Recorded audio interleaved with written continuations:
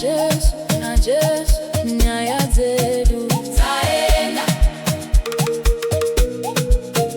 zaenda, naenda dakamboneta ndichifunga ndichivunza kuti zvino zvobuda sei, asi ndakapfugama ndikaramba ndichinamata, ndikati Jehovha pindirai nhasi. Pandakatarisa kumusoro, runyararo rukapinda mumoyo, ndaziva zvino hazina kuoma, hazina kuoma.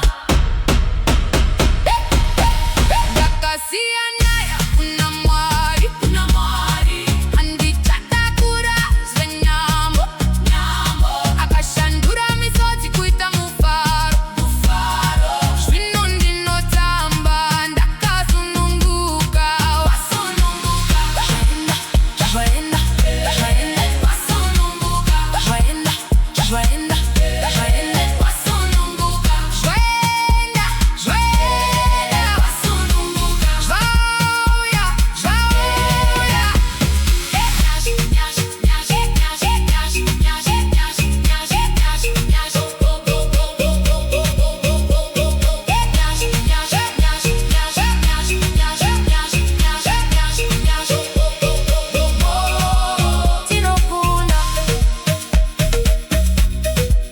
Tinokunda